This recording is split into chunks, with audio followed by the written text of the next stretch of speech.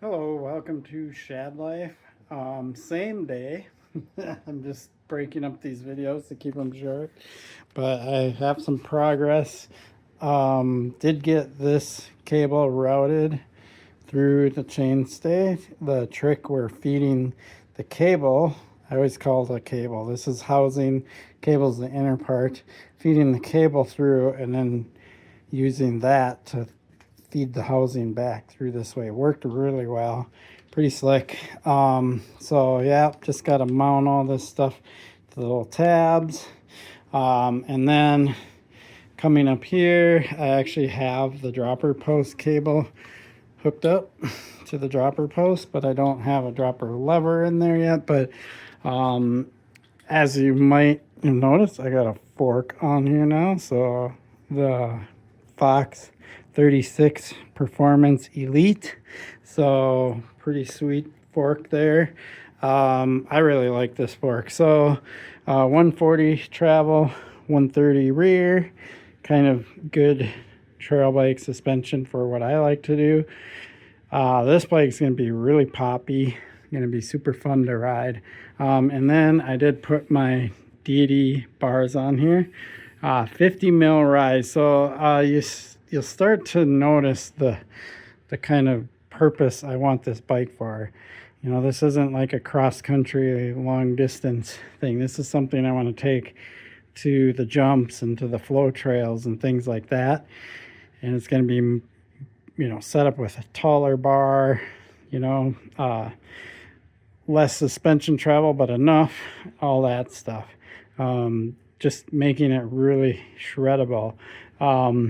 The Haro Saguaro that I have back there is got really poppy geometry on it also. And so I have a feeling I'm going to really like these two bikes for just all out shredding.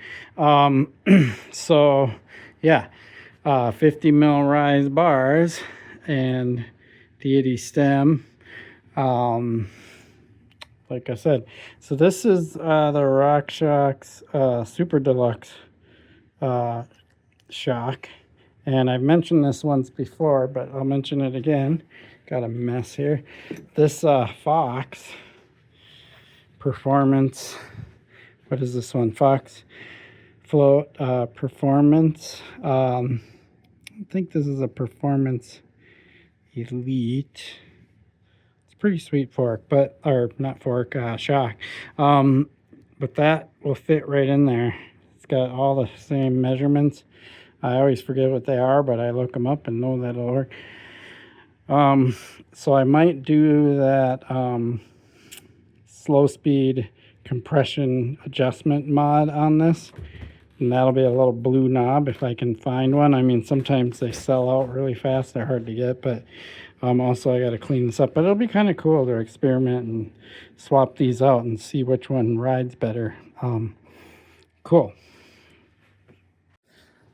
So the next thing I need to install is this XT crankset. This is a 165 millimeter crank. So going shorter. As you can see, before I mount this, I want to clean it up. But yeah, I'll be cleaning this all up, getting it all dialed. Got to clean up the bottom bracket, get that in there and everything. But that'll be my next step. And then over here, I have the wheels, and I got to do the same thing. I got to clean out that cassette and clean the rim and all that stuff. And the front's over there. So yeah, this won't be long. It'll go together pretty quickly at this point. And once I have all this stuff together, I can start working on my cockpit and get the brakes working and get the dropper working and all that stuff. One thing I know I will have to do once I get the derailleur on there, the cranks on there and everything, it's going to be all XT. I'll measure the chain and the chain stretch. Make sure the chain is still good. I think it is, but I'll check that. And then I need to make sure that it's the proper length, because this is a shorter chainstay then the Canyon chain stays by what, 12 millimeters, something like that. So I'll have to see if that affects the chain link. I might have to take a link out or something like that. But you know, aside from that, this is really coming together. It's gonna look super cool. I'll have little blue accents everywhere, and I'll have that blue wolf tooth dropper lever. I might as well show it to you. It's right here. Got the remote pro. I love wolf tooth stuff.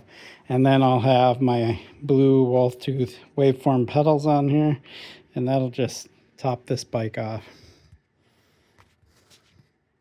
There you have it. I appreciate your support for my channel. Please like and subscribe. Peace.